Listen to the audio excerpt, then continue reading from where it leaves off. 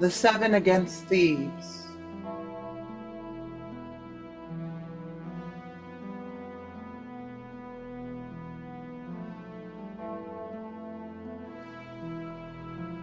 By Aeschylus.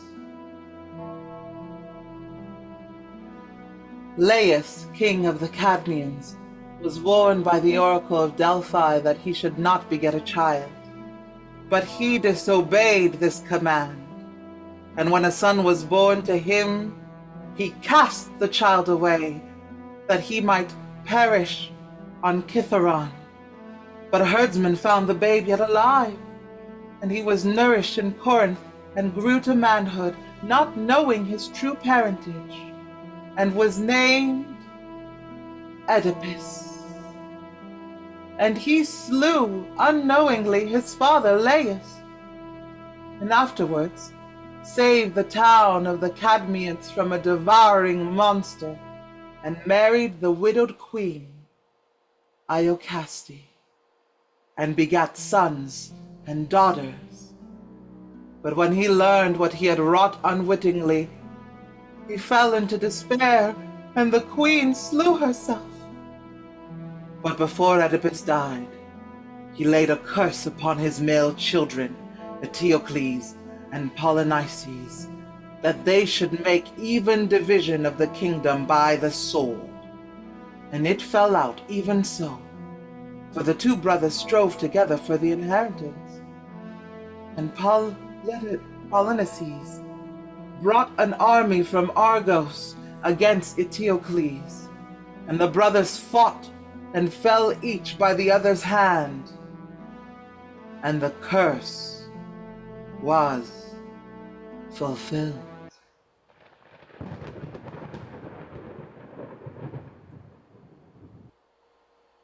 Clansmen of Cadmus, at the signal given by time and season must the ruler speak, who sets the course and steers the ship of state, with hand upon the tiller and with eye watchful against the treachery of sleep.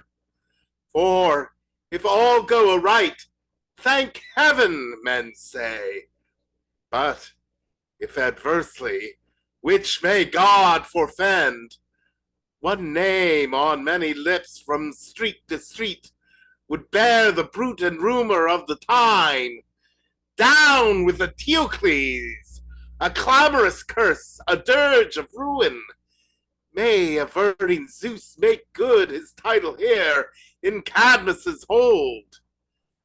You, it beseems now, boys unripened yet to lusty manhood, men gone past the prime and increase of the full begetting seed, and those whom youth and manhood well combined array for action, all rise in aid of city, shrines, and altars of all powers who guard our land, that ne'er to the end of time be blotted out the sacred service due to our sweet motherland and to her brood.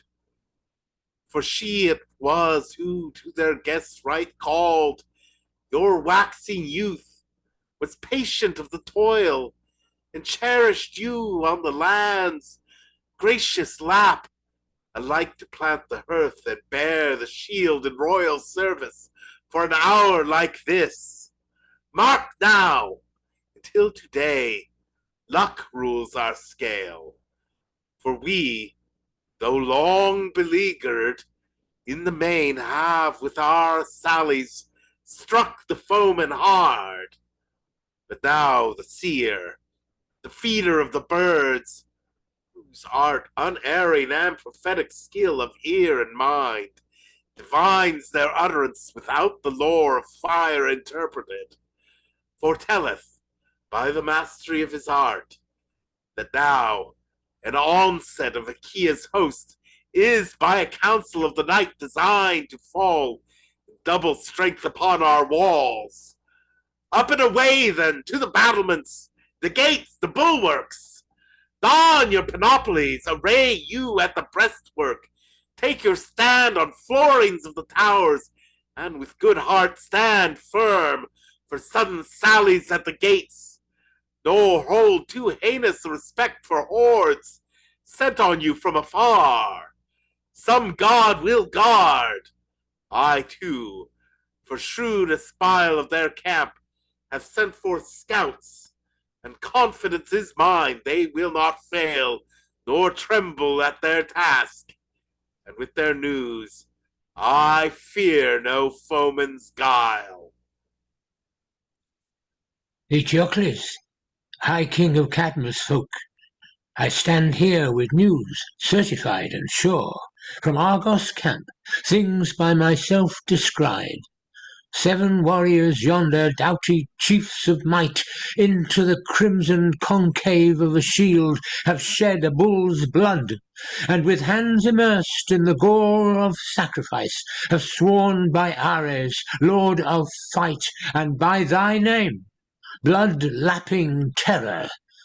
Let our oath be heard, either to raise the walls, made void the hold of Cadmus, strive his children as they may, or dying here to make the foeman's land with blood impasted. Then, as memory's gift unto their parents at the far-off home, chaplets they hung on Adrastus' car, with eyes tear-dropping, but no word of moan. For their steeled spirit glowed with high resolve, as lions pant with battle in their eyes. For them no weak alarm delays the clear issues of death or life. I parted thence, even as they cast the lots, how each should lead against which gate his serried company. Rank then thy bravest, with what speed thou mayest, hard by the gates to dash on them, for now, full armed, the onward ranks of Argos come. The dust whirls up, and from their panting steeds white foamy flakes like snow bedew the plain. Thou, therefore, chieftain, like a steersman skilled, enshield the city's bulwarks ere the blast of war comes darting on them. Hark the roar of the great landstorm with its waves of men. Take fortune by the forelock. For the rest, by yonder dawn light will I scan the field, clear and aright, and surety of my word shall keep thee scatheless of the coming storm.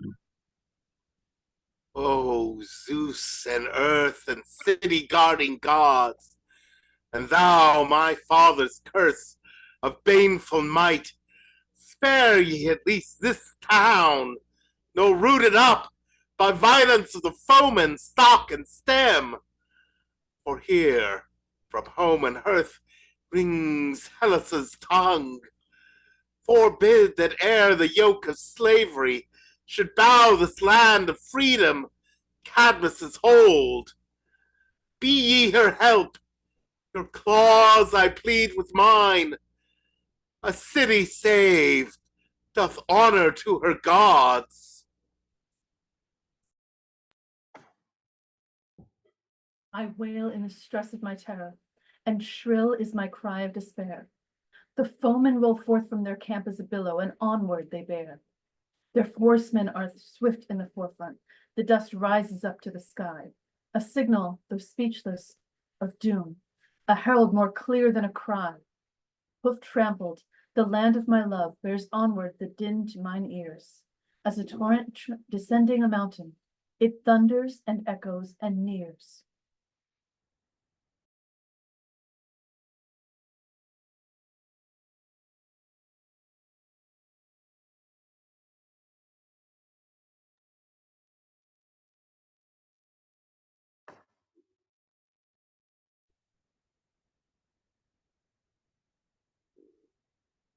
The doom is unloosened and cometh. O kings and O queens of high heaven, prevail that it fall not upon us. The sign for their onset is given. They stream to the walls from without, the white shielded keen, and for the fray.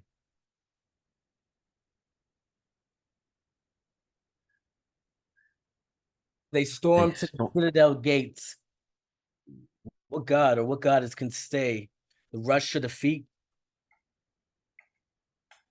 To what shrine shall I bow me in terror and pray? O gods high throne in bliss, we must crouch at the shrines in your home. Not here must we tarry and wail, shield clashes on shield as they come. And now, even now, is the hour for the robes and the chaplets of prayer. Mine eyes feel the flash of the sword. The clang is instinct with the spear. Is thy hand set against us, O Ares, in ruined and wrath to overwhelm thine own immemorial land, O god of the golden helm? Look down upon us, we beseech thee, unto the land that thou lovest of old. And ye, O protecting gods, in pity, your people behold. Yea, save us, the maidenly troop, from the doom and despair of the slave. For the crest of foemen come onward. Their rush is the rush of a wave, rolled on by the war god's breath. Almighty One, hear us and save. From the grasp of the Argives' might to the ramparts of Cadmus they crowd, and clenched in the teeth of the steeds, the bits clink horror aloud. And 7 high chieftains of war with spear and with panoply bold, are set by the law of the lot to storm the 7 gates of our hold. Be near and befriend, O Pallas, the Zeus-born maiden of might, O Lord of the steed and the sea, by thy Triton uplifted to smite. In eager desire of the fray, Poseidon and Ares come down, and fatherly presence revealed to rescue harmonious town. Thine too, Aphrodite, we are. Thou art mother and queen of our race. To thee we cry out in our need. From thee let thy children have grace. Ye too, to scare back the foe, be a cry as a wolf's howl wild. Thou, oh, the wolf lord, and thou of the she-wolf Leto the child. Woe and the lack for the sound, for the rattle of cars to the wall, and the creak of the grinding axles. O Hera, to thee is our call. Artemis, maiden beloved, the air is distraught with the spheres, and whither doth destiny drive us, and where is the goal of our fears? The blast of the terrible stones on the ridge of our wall is not stayed. At the gates is the brazen clash of the bucklers, Apollo to aid. Thou too, O daughter of Zeus, who guidest the way we pray, to the holy decision of fate, Athena, be with us today. Come down to the 7-fold gate, and harry the foemen away. Gods and those sisters of gods are bulwark and our guard. That yea, if not our war, worn hold to a rabble of alien speech. List to the call of the maidens, the hands held up for the right. Be near us, protect us, and show that the city is dear in your sight. Have heed, for her sacrifice holy, and thought of her offerings take. Forget not her love and her worship, be near her, and spite for her sake.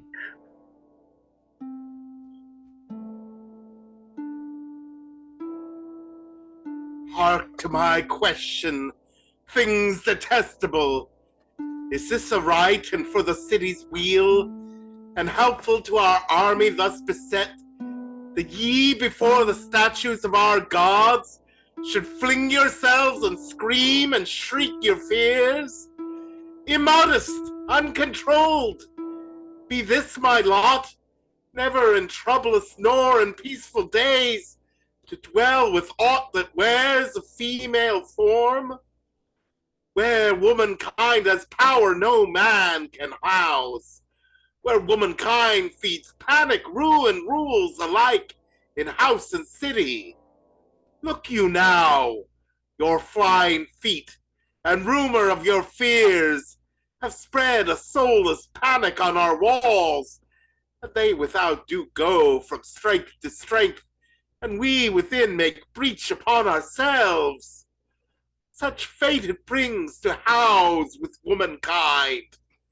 Therefore, if any shall resist my rule, or man or woman or some sexless thing, the vote of sentence shall decide their doom, and stones of execution past escape shall finish all.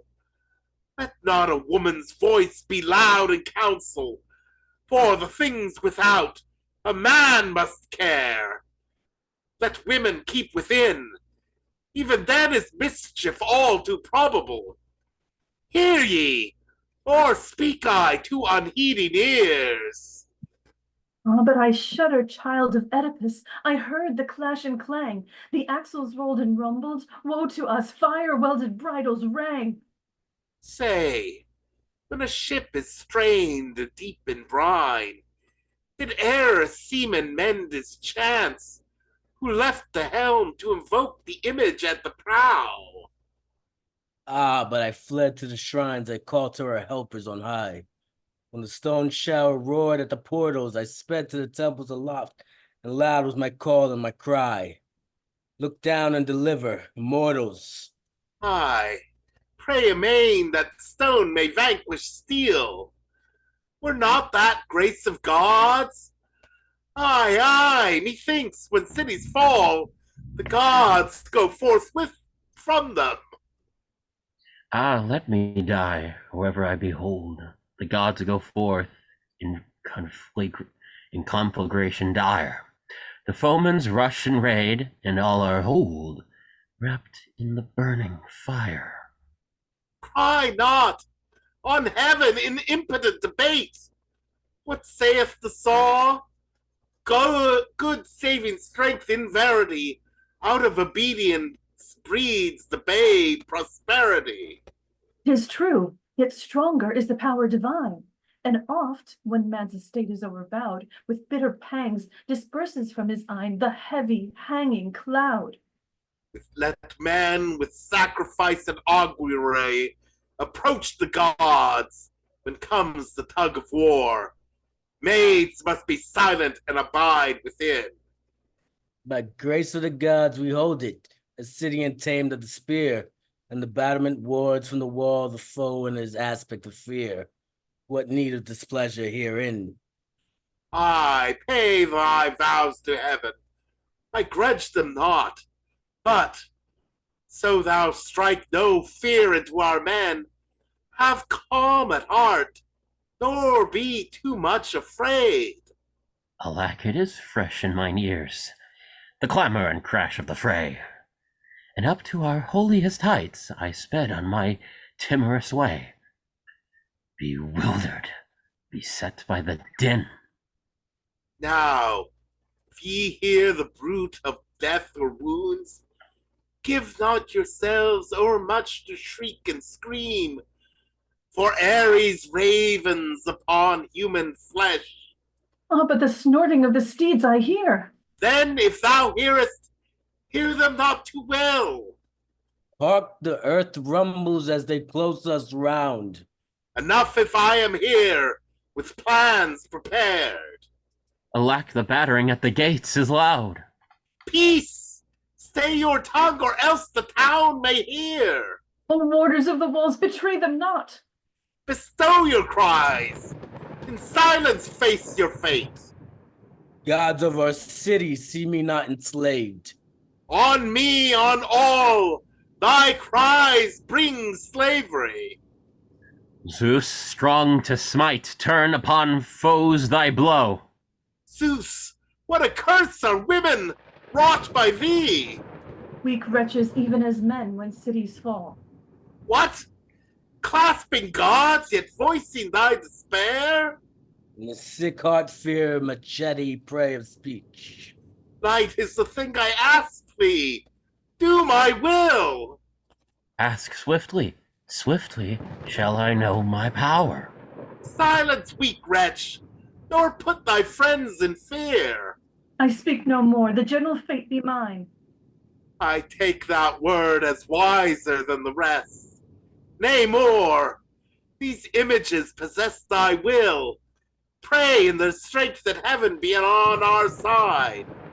Then hear my prayers withal, and then ring out the female triumph note, thy privilege. Ye utter forth the usage Hellas knows, the cry beside the altars, sounding clear, encouragement to friends, alarm to foes. But I unto all gods that guard our walls, lord of the plain or warders of the mart, and to Isthmus stream and dirge's rills, I swear, if fortune smiles and saves our town, that we will make our altars reek with blood of sheep and kine, shed forth unto the gods, and with victorious tokens front our fannies, corsets and cases that once our foemen wore, spear shattered now, to deck these holy homes. Be such thy vows to heaven. Away with sighs, away with outcry vain and barbarous, that shall avail not in a general doom. But I will back, and with 6 chosen men, myself the 7th, to confront the foe in this great aspect of a poisoned war. Return and plant them at the 7-fold gates, or ere the prompt and clamorous battle scouts haste to inflame our counsel with the need. I mark his words, yet dark and deep. My heart's alarm forbiddeth sleep. Close clinging cares around my soul, and kindle fears beyond control. Presage of what doom may fall from the great leaguer of the wall. So poor a dove is faint with fear, for her weak nestlings while anew glides on the snarky ravished sheer. In troop and squadron, hand on hand, they climb in throng, and hemmed we stand. While on the warders of our town the flinty shower comes hurtling down. Gods born of Zeus, put forth your might for Cadmus' city realm and What noble land shall ever be yours, if once ye give to hostile powers? The deep rich soil and Dirce's wave, the nursing stream Poseidon gave. and Tethys' children up and save. Cast on the ranks them hem us round. A deadly panic make them fling their arms in terror on the ground. And die in carnage, thence shall spring high honor for our clan and king.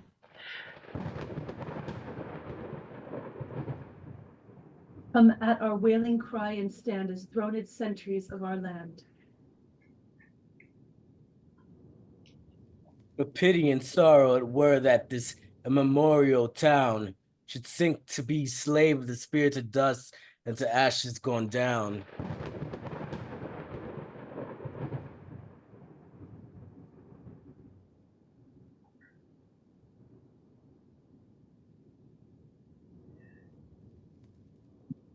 By the gods of Achaean worship and arms of Achaean might, sacked and defiled and dishonored, its women the prize of the fight.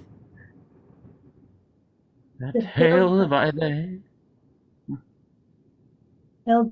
hair as a steed, their mantles disheveled and torn, that maiden and matron alike should pass to the wedlock of scorn.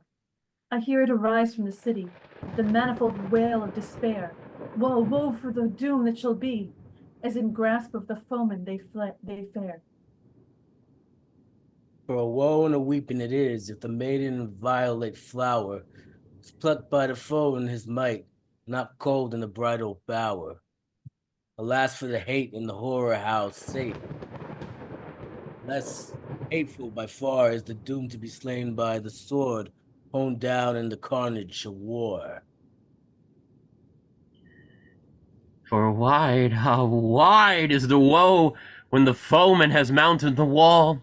There is havoc and terror and flame, and the dark smoke broods over all. Wild is the war god's breath, as in frenzy of conquest he springs, and pollutes with the blast of his lips the glory of holiest themes. Up to the citadel rise clash and din, the war net closes in. The spears in the heart with blood imbrued, young mothers wail aloud, for children at their breasts who scream and die, and boys and maidens fly. Yet scape not the pursuer in his greed, thrusts and grasp and feed. Robber with rubber joints, robber joins, each cause his mate unto the feast of hate. The banquet low is spread. Seize, rend, and dare. No need to choose or share. And all the wealth of the earth to waste is poured, a sight by all abhorred. The grieving housewives eye it, heaped and blent. Earth's spoons are spoiled and spent, and waste to nothingness, and oh alas, young maids forlorn ye pass, fresh horror at your hearts beneath the power of those who crop the flower. Ye own the ruffian ravisher for lord, and night brings the rights abhorred. Woe, woe for you! Upon your grief and pain there comes a fouler stain. The spy on one side, the other, Eteocles and the 6 champions.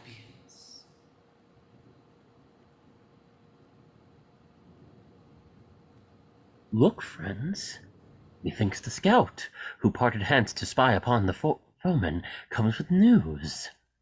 His feet as swift as wafting chariot wheels. I and our king, the son of Oedipus, comes prompt to time to learn the spy's report. His heart is fainter than his foot is fast. Well have I scanned the foe, and well can I say unto which chief by lot each gate is given.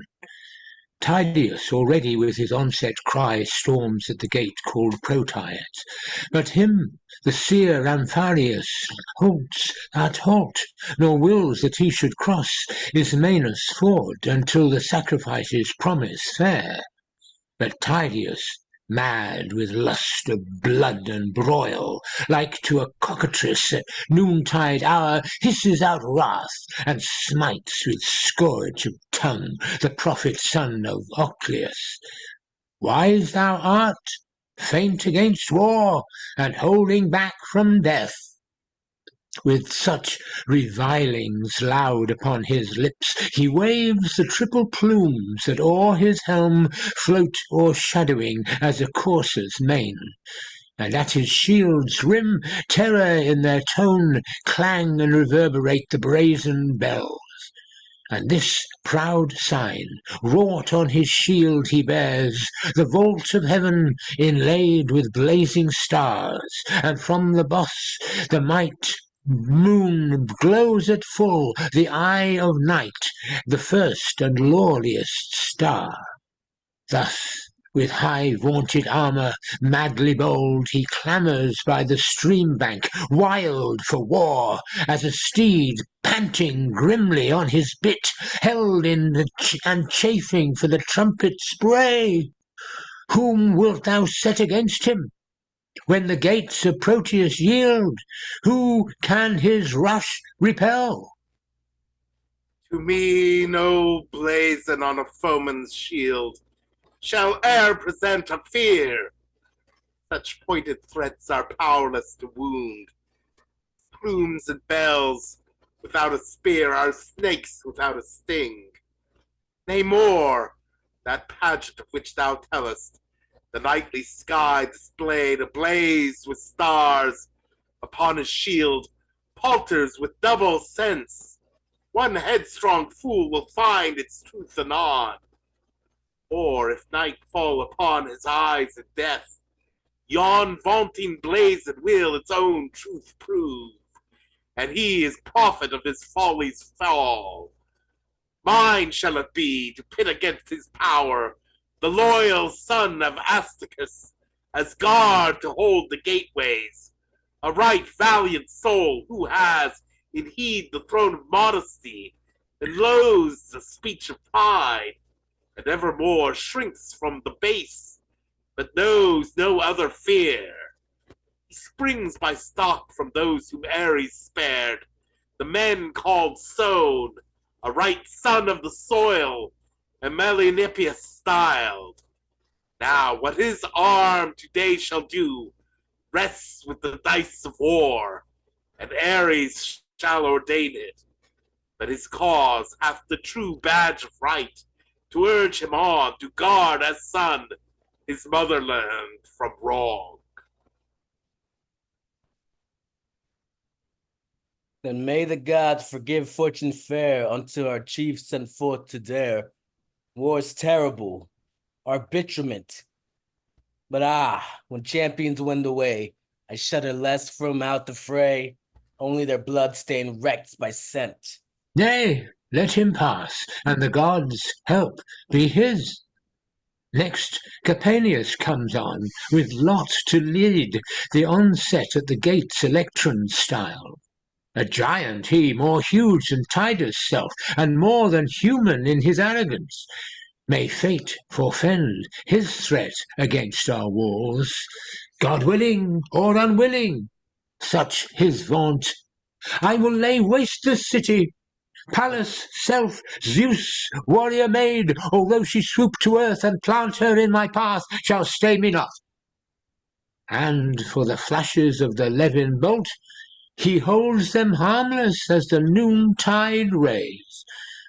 Mark, too, the symbol on his shield, a man scornfully weaponless, but torch in hand, and the flame glows within his grasp, prepared for raven. Lo, the legend wrought in words, Fire for the city bring I, flares in gold against such weight sent forth. Yet whom? What man will front the vaunting figure and not fear? This profits also gain on gain. In sooth, for mortals the tongue's utterance betrays unerringly a foolish pride. Hither stalks Capanius, with vaunted threat, defying godlike powers equipped to act, and mortal though he be, he strains his tongue in folly's ecstasy, and casts aloft high swelling words against the ears of Zeus. Right well I trust, if justice grants the word, that by the might of Zeus a bolt of flame in more than semblance shall descend on him. Against his vaunts no reckless I have set, to make assurance sure, a warrior stern. Strong Polyphontes, fervid for the fray, a sturdy bulwark he, by grace of heaven, in favor of his champion Artemis. Say on, who holdeth the next gate in ward? Perish the wretch whose vaunt affronts our home. On him the red bolt come, ere to the maiden bowers his way he cleave, to ravage and bereave. I will say on. Eteocles is third, to him it fell. What time the third lot sprang o'er the inverted helmet's brazen rim to dash his stormers on the icy gate. He wheels his mares, who at their frontlets chafe, and yearn to charge upon the gates amain. They snort the breath of pride, and filled therewith their nostrils whistle with barbaric sound. High too and haughty is his shield's device, an armed man who climbs from rung to rung, a scaling ladder up a hostile wall, a fire to sack and slay. And he too cries, by letters full of sound upon the shield, not Ares' self shall cast me from the wall. Look to it, send against this man, a man strong to debar the slave's yoke from our town. Then will I, even this man, with luck to aid, by his worth sent already, not by pride and vain pretense is he. 'Tis Magrius, the child of Creon, of the earth sprung born. He will not shrink from guarding of the gates, nor fear the maddened chargers frenzied nigh. But if he dies, will nobly quit the score, for nurtured to the land that gave him birth, or from the shield side hew 2 warriors down, Eteocles and the figure that he lifts. Aye, and the city is pictured all in one, and decked with spoils the temple of his sire. Announce the next pair, stint not of thy tongue. O thou, the warder of my home, grant unto us fate's favoring tide, send on the foeman doom. They fling forth taunts of frenzied pride, on them may Zeus with glare of vengeance come. Lo, next him stands a fourth, and shouts amain by Pallas Onca's portal, and displays a different challenge. 'Tis Hippomedon, huge the device that starts up from his targ in high relief, and I deny it not, I shuddered, seeing how upon the rim it made a mighty circle round the shield. No sorry craftsman he who wrought that work and clamped it all around the buckler's edge. The form was Typhon. From his glowing throat rolled lurid smoke, spark-litten, kin of fire. The flattened edgework circling round the hole made strong support for coiling snakes that grew erect above the concave of the shield. Loud rang the warrior's voice. Inspired for war, he raves to slay, as doth the bacchanal, his very glance a terror. Of such wight beware the onset. Closing on the gates, he peals his vaunting and appalling cry. Yet first our Pallas Onca, wardress she, planting her foot hard by her gate, shall stand, the maid against the ruffian, and repel his force, as from her brood the mother bird beats back the wintered serpent's venom fang. And next by her is Oedipus' gallant son, Hyperbius, chosen to confront this foe, ready to seek his fate at fortune's shrine. Form and valor and in skill of arms, none shall gainsay him. See how wisely well Hermes hath set the brave against the strong. Confronted shall they stand, the shield of each bearing the image of opposing gods.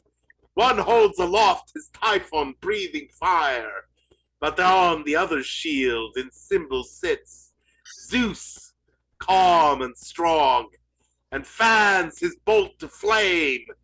Zeus, seen of all, yet seen of none to fail. Howbeit weak is trust reposed in heaven, yet are we upon Zeus's victorious side. The foe with those he worsted, if in sooth Zeus against Typhon held the upper hand, and if Hyperbius, as well may hap when two such foes such diverse emblems bear, has Zeus upon his shield a saving sign. High faith is mine that he whose shield bears against Zeus the thing of hate, the giant Typhon thus revealed. A monster load of gods in turn, and mortal men his tomb shall earn. A scattered skull before the gates, Heaven send it so. A fifth assailant now is set against our fifth, the northern gate, fronting the death mound where Amphion lies, the child of Zeus. This foeman vows his faith upon a mystic spearhead which he deems more holy than a godhead, and more sure to find its mark than any glance of eye, that will they, nill they, he will storm and sack the whole of the Cadmeans. Such his oath, his the bold warrior, yet of childish years, a bud of beauty's foremost flower, the son of Zeus, and on the mountain made. I mark how the soft down is waxing on his cheek, thick and close growing in its tender prime. In name not mood is he the maiden's child, path that Aeschylus. Large and bright his eyes, but fierce the wrath wherewith he fronts the gate. He not unheralded, he takes his stand before the portal. On his brazen shield, the rounded screen and shelter of his form, I saw him show the ravening Sphinx, the fiend that shamed our city. How it glared and moved, clamped on the buckler, wrought in high relief, and in its claws did a Cadmean bear, not heretofore for any single prey, sped she aloft through such a storm of darts as now awaits her. So our foe is here, like, as I deem, to ply no stinted trade in blood and broil, but traffic as is met in fierce exchange for his long wayfaring. Ah, may they meet the doom they think to bring, they and their impious vaunts from those on high. So should they sink hurled down to deepest death, this foe, at least by thee, Arcadian styled, is faced by one who bears no braggart sign, but his hand sees the smite where blows avail. Actor, own brother to Hyperbius, he will not let a boast without a blow stream through our gates and nourish our despair, nor give him way who on his hostile shield bears the brute image of the loathly Sphinx. Blocked at the gate, she will rebuke the man who strives to thrust her forward, when she feels thick crash of blows up to the city wall. With heaven's goodwill, my forecast shall be true. Home to my heart the vaunting goes, and quick with terror on my head rises my hair at the sound of those who wildly, impiously rave. If gods there be, to them I plead, give them to darkness and the grave. Fronting the sixth gate stands another foe, wisest of warriors, bravest among seers. Such must I name Amphiaraus. He, set steadfast at the Homoloid gate, berates strong Tydeus with reviling words. The man of blood, the bane of state and home, to Argos, arch allurer to all ill, evoker of the fury, fiend of hell, death's minister and counsellor of wrong, and to Adrastus in this fatal field. Aye, and with eyes upturned and mine of scorn he chides thy brother Polyneices too at his desert, and once and yet again dwells hard and meaningly upon his name, where it saith glory, yet importeth feud.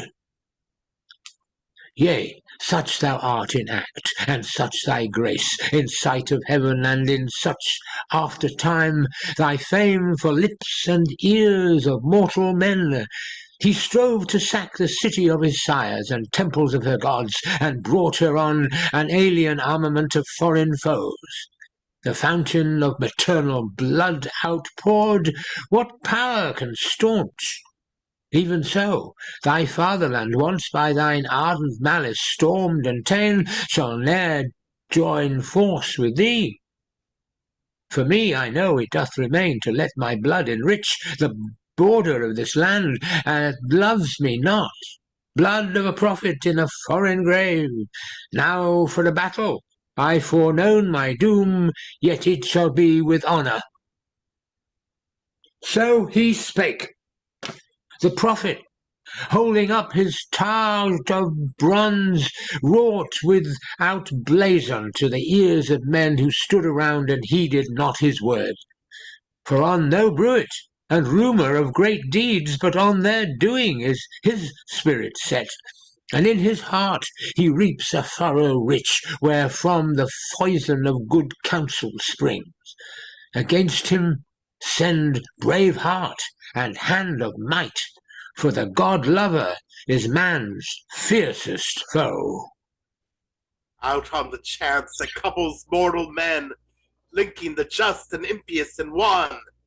In every issue, the one curse is this: companionship with men of evil heart. A baneful harvest, let none gather it. The field of sin is rank, it brings forth death, and whiles of righteous man who goes aboard with reckless mates, a horde of villainy, dies by one death with that detested crew. At whiles the just man, joined with citizens ruthless as strangers, recking naught of heaven, trapped against nature in one net with them, dies by God's thrust and all-including blow.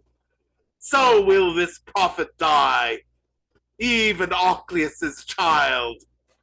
Just and brave, and loyal towards heaven, potent in prophecy, but mated here with men of sin, too boastful to be wise. Long is their road, and they return no more. And at their taking off, by hand of Zeus, the prophet too shall take the downward way. He will not, so I deem, assail the gate, not as through cowardice or feeble will, but as one knowing to what end shall be their struggle in the battle, if indeed fruit of fulfillment, he enlocks his word. He speaketh not, unless to speak avails. Yet, for more surety, we will post a man. Strong blasphemes, as warder of the gate, stern to the foeman he hath age's skill, mated with youthful vigor, and an eye forward alert, swift too his hand, to catch the fenceless interval twixt shield and spear. Yet men's good fortune lies in hand of heaven. Unto our loyal cry, ye gods, give ear. Save the city, turn away the spear, send on the foeman fear. Outside the rampant fall they rent and riven, beneath the bolt of heaven.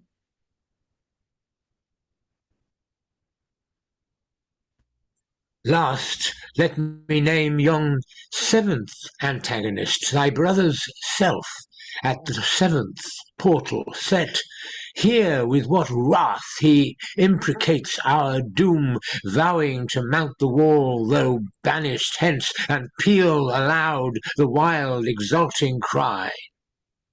The town is 10. Then clash his sword with thine, giving and taking death in close embrace, or if thou scapest, flinging upon thee, as robber of his honour and his home, the doom of exile, such as he has borne. So clamours he, and so invokes the gods, who guard his race and home, to hear and heed the curse that sounds in Polyneices' name. He bears a round shield, fresh from forge and fire, and wrought upon it is a twofold sign. For lo, a woman leads decorously, a figure of a warrior wrought in gold, and thus the legend runs: I Justice am, and I will bring the hero home again, to hold once more his place within this town, once more to pace his sire's ancestral hall. Such are the symbols by our foremen shown. Now make thine own decision, whom to send against this last opponent. I have said nor canst thou in my tidings find a flaw. Thine is it now to steer the course aright. Ah me, the madman and the curse of heaven! And woe for us the lamentable line of Oedipus! And woe that in this house our father's curse must find accomplishment! But now, a truce to tears and loud lament, lest they should breed a still more rueful wail. As for this Polyneices, named too well, soon shall we know how his device shall end, whether the gold-wrought symbols on his shield, in their mad vaunting and bewildered pride, shall guide him as a victor to his home. For had but justice, maiden child of Zeus, stood by his acted thought, it might have been. Yet never, from the day he reached the light out of the darkness of his mother's womb, never in childhood, nor in youthful prime, nor when his chin was gathering its beard, hath justice hailed or claimed him as her own. Therefore I deem not that she standeth now to aid him in this outrage on his home. Misnamed in truth were justice utterly, if to impiety she lent her hand. Sure in this faith I will myself go forth, and match me with him, who hath fairer claim. Ruler against one fain to snatch the rule, brother with brother matched, and foe with foe, will I confront the issue. To the wall! O thou true heart, O child of Oedipus, be not in wrath too like the man whose name murmurs an evil omen. 'Tis enough that Cadmus' clan should strive with Argos' host. For blood there is that can atone that stain. But brother upon brother dealing death, not time itself can expiate the sin. If man find hurt, yet clasp his honor still, 'tis well. The dead have honor not beside. Hurt with dishonor wins no word of praise. Ah, what is thy desire? Let not the lust and raven of the sword bear thee adown the tide accursed abhorred. Fling off thy passion's rage, thy spirit's prompting dire. Nay, since the god is urgent for our doom, let Laius' house, by Phoebus loathed and scorned, follow the gale of destiny and win its great inheritance, the gulf of hell. Ruthless like craving is, craving for kindred and forbidden blood to be outpoured, a sacrifice imbrued with sin, a bitter fruit of murderous enmities. Yea, my own father's fateful curse proclaims, a ghastly presence and her eyes are dry. Strike! Honor is the prize, not life prolonged. Ah, but not urged of her, for none shall dare to call thee coward in thy throned estate. Will not the fury in her sable paw pass outward from these halls, what time the gods welcome a votive offering from our hands? The gods! Long since they held us in contempt, scornful of gifts thus offered by the lost. Why should we fawn and flinch away from doom? Now, when it stands beside thee for its power, may with a changing gust of milder mood temper the blast that bloweth wild and rude and frenzied in this hour. Aye, kindled by the curse of Oedipus, all too prophetic, out of dreamland came this vision, meting out our sire's estate. Heed women's voices, though thou love them not. Say aught that may avail, but stint thy words. Go not thou forth to guard the seventh gate. Words shall not blunt the edge of my resolve. Yet the god loves to let the weak prevail. that to a swordsman is no welcome word. Shall thine own brother's blood be victory's palm? Ill which the gods have sent, thou canst not shun. I shudder in dread of the power, abhorred by the gods of high heaven, the ruinous curse of the home till roof tree and rafter be riven. Too true are the visions of ill, too true the fulfillment they bring to the curse that was spoken of old by the frenzy and wrath of the king.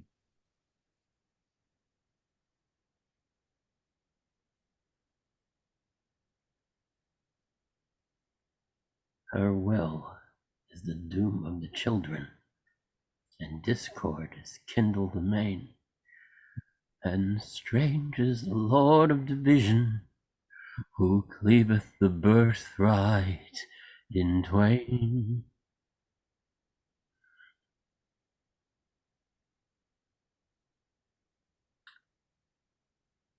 The edged thing born of the north, the steel that is ruthless and keen, dividing in bitter division the lot of the children of Teen. Not for the wide lowland around, the realm of their sire shall they have, yet enough for the dead to inherit the pitiful space of a grave. Ah, but when kin meets kin, when sire and child, unknowing or defiled, by shedding common blood, and when the pit of death devoureth, drinking the clotted stain, the gory dye, who can purify? Who cleanse pollution where the ancient vein rises and reeks again, while home in olden days the sin was wrought, and swift requital brought. Yea, on the children of the child came still new heritage of ill. For thrice Apollo spoke this word divine from Delphi's central shrine to Laius, die thou childless, thus alone can the land's weal be won. But vainly with his wife's desire he strove and gave himself to love, begetting Oedipus by whom he died, that faithful parricide. The sacred seed plot his own mother's womb, he sowed his house's doom. A root of blood by frenzy lured they came unto their wedded shame. And now the waxing surge, the wave of fate rolls on them, triply great. One billow sinks, the next towers high and dark above our city's bark. Only the narrow barrier of the wall totters as soon to fall. And if our chieftains in the storm go down, what chance can save the town? Curses, inherited from long ago, bring heavy freight of woe. Rich stores of merchandise o'erload the deck, nearer, nearer comes the wreck. And all is lost, cast out upon the wave, floating with none to save. Whom did the gods, whom did the chief of men, whom did each citizen, crowded concourse, in such honor hold as Oedipus of old, when the grim fiend that fed on human prey, he took from us away? But when, in the fullness of days, he knew of his bridal and blessed, a twofold horror he wrought, in the frenzied despair of his breast, debarred from the grace of the banquet, the service of goblets of gold. He flung on his children a curse for the splendor they dared to withhold. A curse prophetic and bitter, the glory of wealth and of pride, with iron, not gold in your hands, ye shall come at last to divide. Behold, how a shudder runs through me, lest now, in the fullness of time, the house fiend awake and return to met out the measure of crime. Take heart, ye daughters, whom your mother's milk made milky-hearted. Lo, our city stands, saved from the yoke of servitude. The vaunts of overweening men are silent now, and the state sails beneath a sky serene, nor in the manifold and battering waves hath shipped a single surge, and solid stands the rampart, and the gates are made secure, each with a single champion's trusty guard. So, in the main, and at 6 gates we hold a victory assured. But at the 7th, the god that on the 7th day was born, royal Apollo, hath ta'en up his rest to wreak upon the sons of Oedipus their grandsire's wilfulness of long ago. But further woefulness besets our home. The home stands safe, but the princes twain. Who? What of them? I am distraught with fear. Hear now and mark. The sons of Oedipus Oh, my prophetic soul, I feel their doom. have done without questions, with their lives crushed out. Lie they out yonder, the fool horrors speak. Did hands meet hands more closely than brotherly? Came fate on each and in the selfsame hour? Yea, blotting out the lineage ill-starred. Now mix your exultation and your tears over a city saved, the while its lords, twin leaders of the fight, have parcelled out with forged arbitrament of Scythian steel the full division of their fatherland, and as their fathers' imprecation bade, shall have their due of land, a twofold grave. So is the city saved, the earth has drunk blood of twin princes by each other slain. Oh, mighty Zeus and guardian powers, the strength and stay of Cadmus towers, shall I send forth a joyous cry? Hail to the Lord of weal renewed, or weep the misbegotten twain, born to a fatal destiny, each numbered now among the slain, each dying in ill fortitude, each truly named, each child of feud. O dark and all-prevailing ill that broods o'er Oedipus and all his line, numbing my heart with mortal chill. Ah me, this song of mine, which Thyad-like I woke, now falleth still, or only tells of doom, and echoes round a tomb. Dead are they dead, in their own blood they lie ill-omened, the consent that hails our victory, the curse a father on his children spake, hath faltered not nor failed.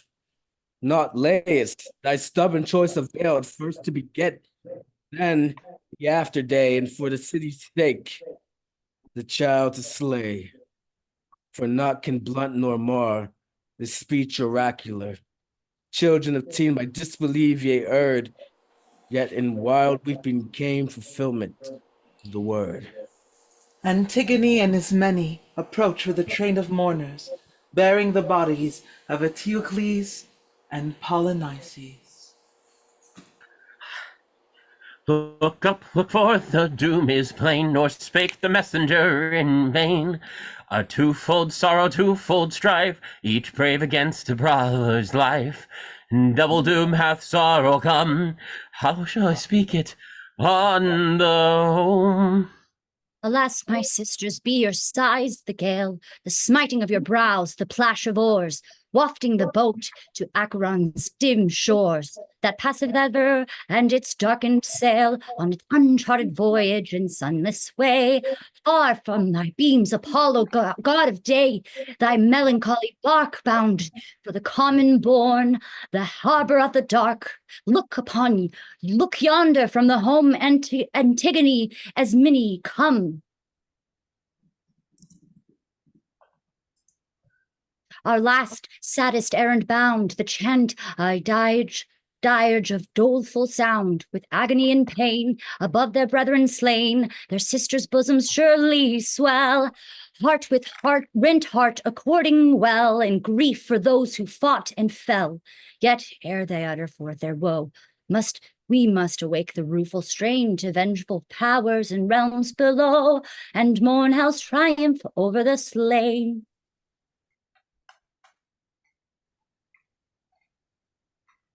Alas of all, the breast to bind, yea, all the race of womankind. O maidens, ye are most bereaved.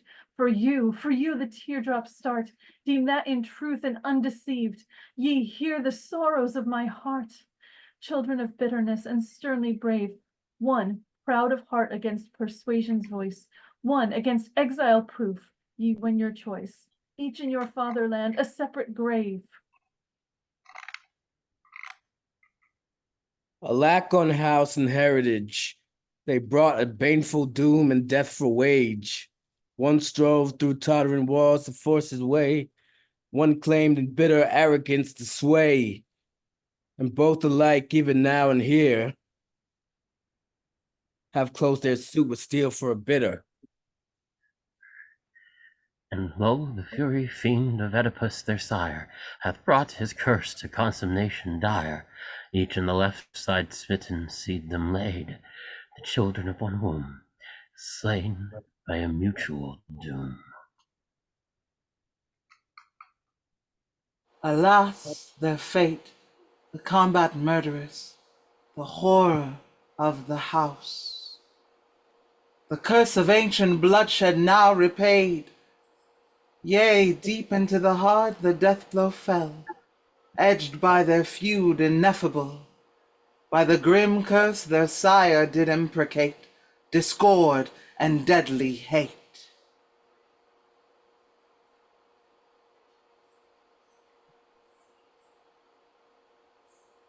Hark, Ismene.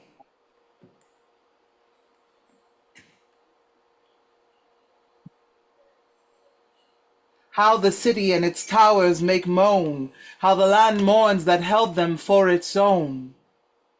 Fierce greed and fell division did they blend, till death made end.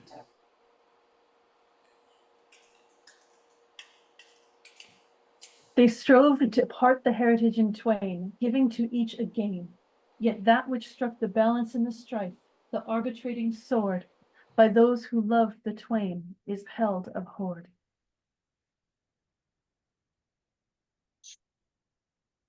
Oh, Lord.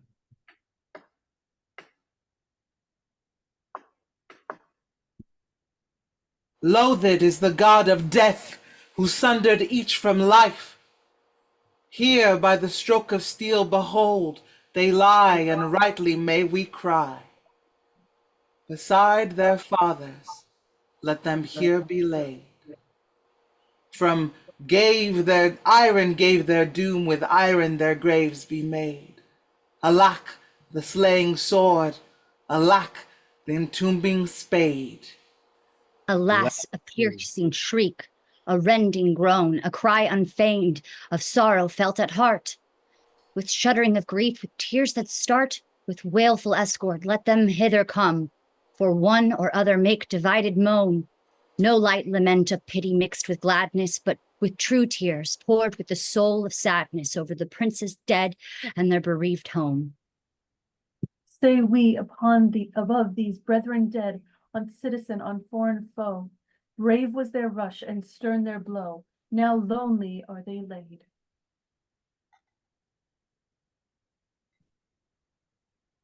Beyond all women upon earth, woe, woe for her who gave them birth. Unknowingly her son she wed, the children of that marriage bed, each in the self same womb were bred, each by a brother's hand lies dead. Yea, from one seed they sprang, and by one fate their heritage is desolate. A heart's division is sundered claim from claim, and from their feud death came. Now is their hate allayed, now is their life stream shed. Ensanguining the earth, with crimson dye. Lo, from one blood they sprang, in one blood they lie. A grievous arbiter was given the twain, the stranger from the northern main. The sharp dividing sword fresh from the forge and fire. The war god treacherous gave an ill award, and brought their father's curse to a fulfillment dire. They have their portion, each his lot and doom, given from the gods on high. Yea, the piled wealth of fatherland for tomb shall underneath them lie. Alas, alas, with flowers of fame and pride, your home ye glorified. But in the end, the Furies gathered round, with chants of boding sound. Shrieking in wild defeat and disarray, behold, ye pass away. The sign of ruin standeth at the gate, there where they strove with fate, and the ill power beheld the brothers fall, and triumphed over all. Thou wert smitten in smiting, thou didst slay and wert slain. By the spare of each other ye lie on the plain, and ruthless the deed that ye wrought was, and ruthless the death of the twain. Take voice, O my sorrow, flow tear upon tear, let the slain be the slayer, made one on the bier. Our soulless distraction is lost, and we mourn o'er the prey of the spear. Ah, woe for your ending, unbrotherly wrought, and woe for the issue, the fray that ye fought, the doom of a mutual slaughter, whereby to the grave ye are brought. All twofold the sorrow, the hurt and the scene, and double the tide of our tears and our teen, as we stand by our brothers in death and wail for the love that has been. Oh, grievous the fate that attends upon wrong, stern ghost of our sire, thy vengeance is long. Dark fury of hell and of death, the hands of thy kingdom are strong. Long ago dark were the sorrows that exile hath known. He slew but returned not alive to his own. He struck down a brother but fell in the moment of triumph hewn down. O lineage accursed, O doom and despair, alas for their quarrel, the brothers that were, and woe for their pitiful end, whose once were our love and our care. Oh, grievous the fate that attends upon wrong, stern ghost of our sire, thy vengeance is long. Vengeance. Dark fury of hell and of death, thy hands of thy kingdom are strong. Strong. Proof have ye learned it at once and as one. O brothers beloved to death, ye were done. Ye came to the strife of the sword, and behold, ye were both overthrown. Overthrown. Oh, grievous the tale is, and grievous therefore, to the house, to land, and to me above all. Oh God, and the curse that have come to sin, and the ruin withal. Oh, children distraught, who in madness have died, shall you rest with old kings in the place of their pride? Alas for the wrath of your sire, if he findeth you laid by his side.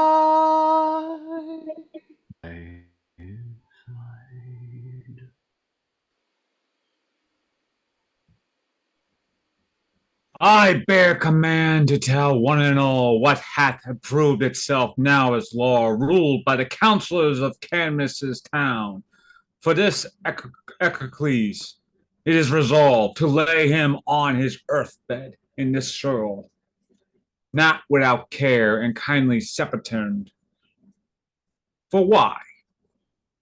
He hated those who hated us, and with all duties blamelessly performed until the sacred ritual of his silence.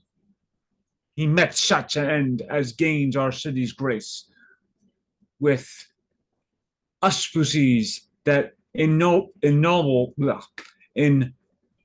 death. Such words I have in charge of him to speak of him, but of his brother Polyneices, this be he cast out unburied for the dogs to render and tear. For he presumed to waste the land of the Camnices, and hath not heaven, some god of those who aid our fatherland, oppressed his onset by his brother's spear, to whom, though dead, shall consecration come.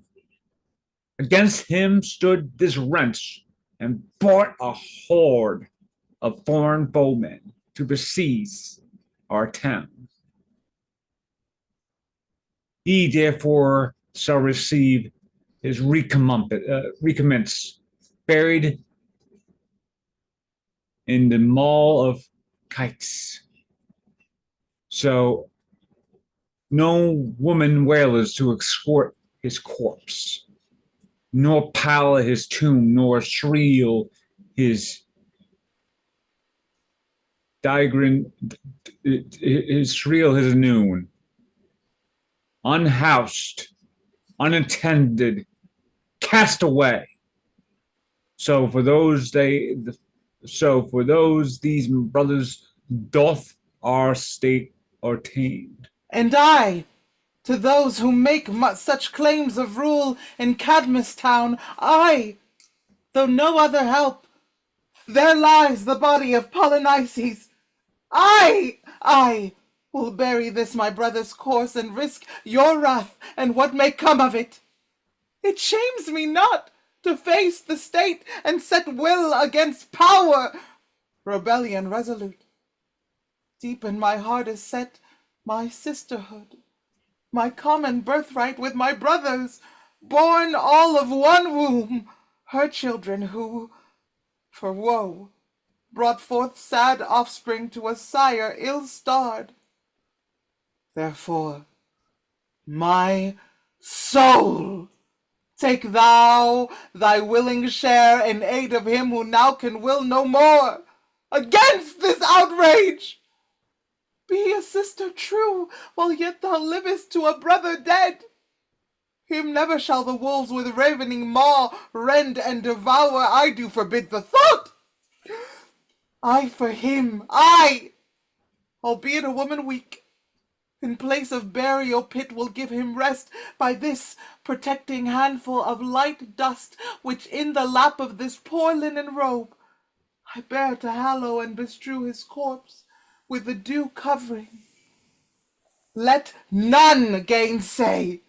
Courage and craft shall arm me this to do. I charge thee not to float the city's law. I charge thee, use no useless heralding. Stern is a people's newly escaped from death. Whet thou their sternness, burial he shall have. How? Grace of burial to the city's foe? God hath not judged him separate in guilt. True. Till he put this land in jeopardy. His rights usurped, he answered wrong with wrong. Nay, but for one man's sin he smote the Senate. Contention doth outtalk all other gods. Prate thou no more, I will to bury him. Will, and none with it, but I forbid the deed. Exulting fates who wasted line and whelmed the house of Oedipus, fiends who have slain in wrath condign the father and the children thus. What now befits it that I do? What meditate, what undergo? Can I the funeral rite refrain, nor weep for Polynices slain? But yet, but yet with fear I shrink and thrill. Presage full for the city's will. Thou, O Eteocles, shalt have full rites and mourners at thy grave. But he, thy brother slain, shall he. None to weep or cry. Alas, to unbefriend a burial pass. Holy One, sister o'er his bier, to raise the cry and pour the tear. Who can obey such stern decree? Let those who hold our cities sway.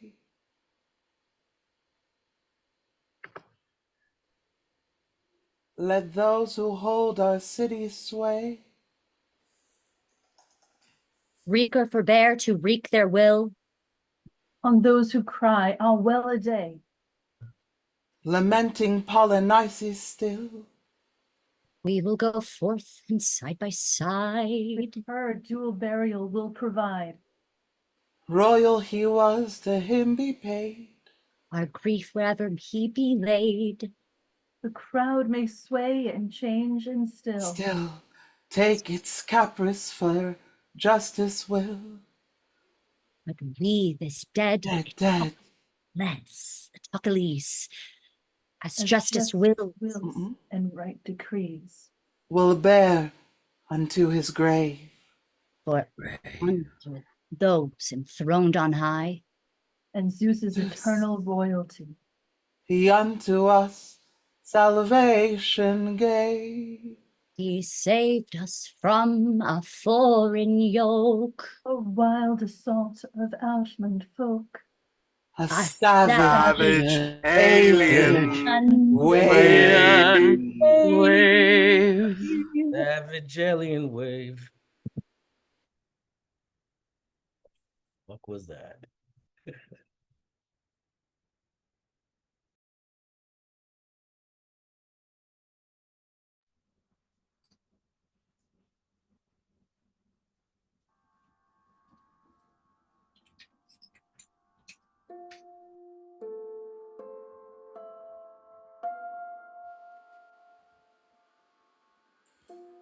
The Seven Against Thebes by Aeschylus. A joyeux théâtre. Virtual performance.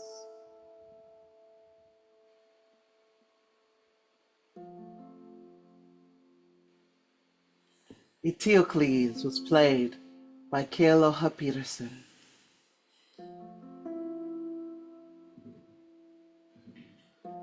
A Spy was played by Henry Graham Murray. The chorus of Cadmean maidens were played by Angel Vale, Chris Emmanuel, and Ollie Phillips. Antigone was played by Jacqueline Elizabeth. Ismene was played by Haley Elizabeth Bayermeister. And the Herald was played by Brian Davis.